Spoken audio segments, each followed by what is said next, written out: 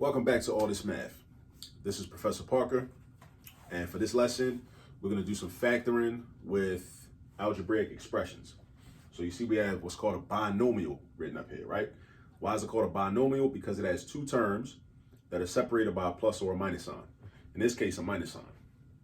All right, so we got 81x to the fourth minus 256y to the fourth, right? And if you're wondering, this hoodie says universal healthcare. Universal healthcare, because I believe that all people should have access to quality healthcare, regardless if you got a lot of money or regardless if you don't got no money.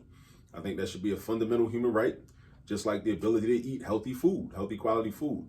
We should have access to these things. And this is nothing new. This is not a new idea.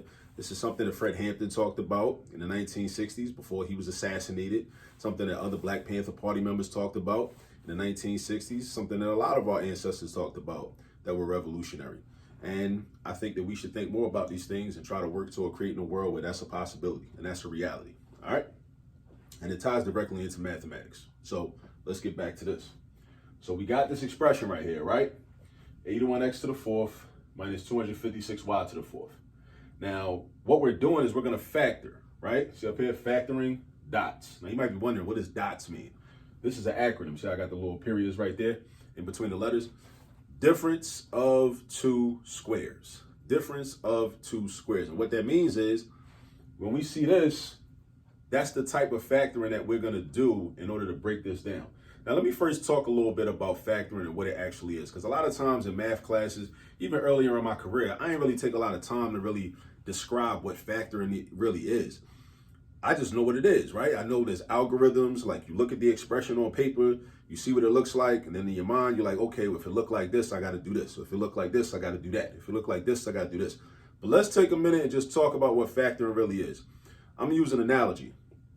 Let's think of let's say you had a Caesar salad, right? Let's say the Caesar salad might have, salmon. You put some salmon in your Caesar salad, right? So you got a salmon Caesar salad, okay? I like salmon Caesar salad, right? So the whole thing together is a salmon Caesar salad.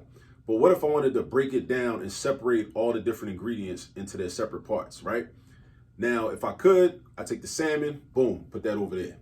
If I can, I take the Parmesan cheese, put it over here. It's like basically unmaking the salad, right? You unmaking it. You taking out all the ingredients and putting them in their separate areas. You take the Caesar dressing, if you could do that, separate that, put that over here.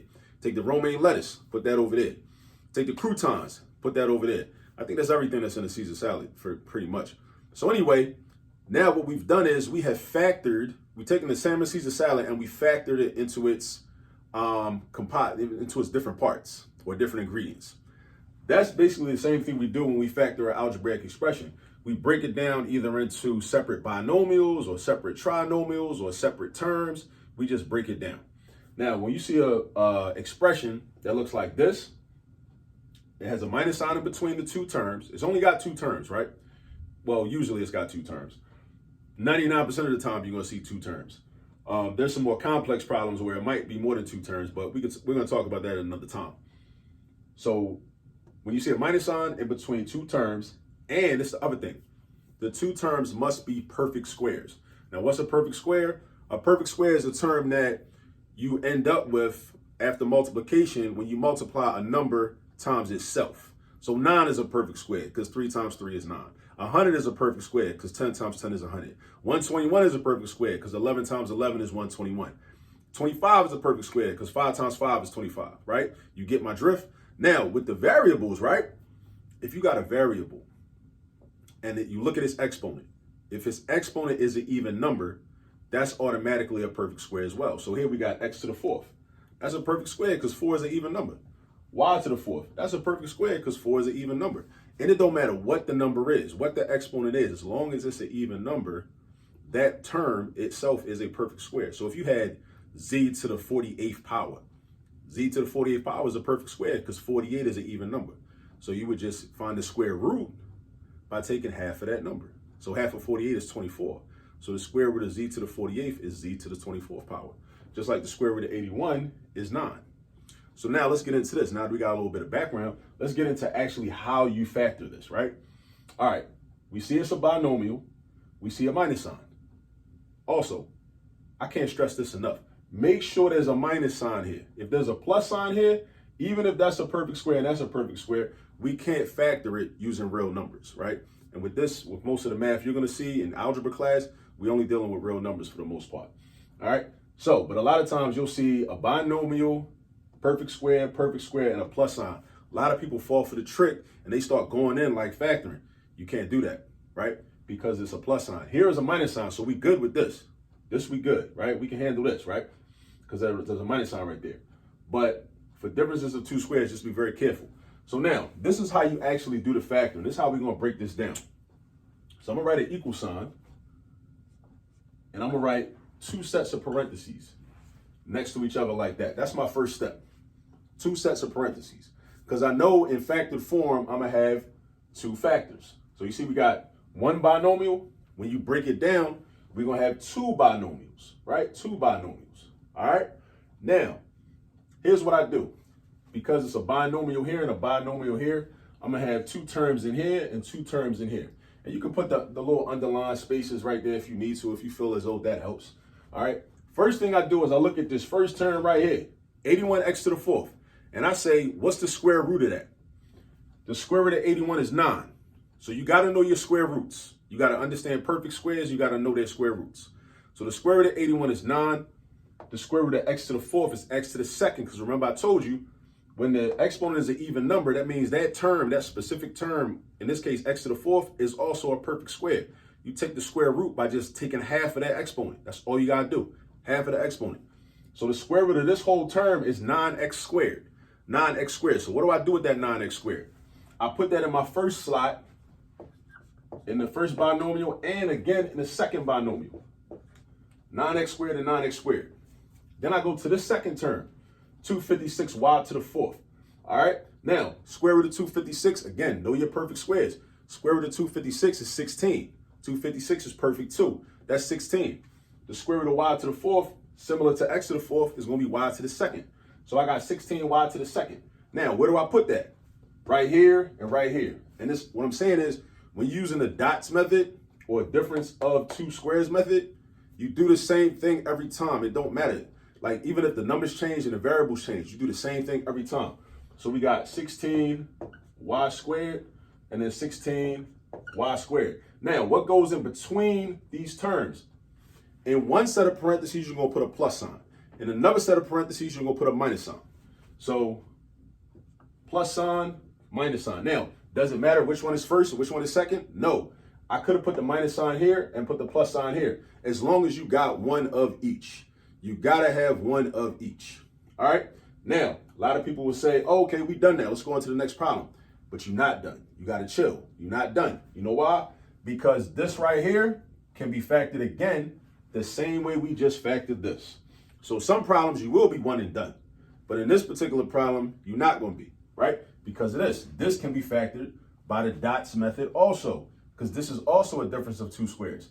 Now, this is not. A lot of people will look at this and say, oh, that's the difference of two squares too. Let me do that too. No, it's not a difference because there's a plus sign in between. That means it's a sum. It's a sum. D and dot stands for difference. Difference meaning subtraction. The difference is the results you get when you subtract something.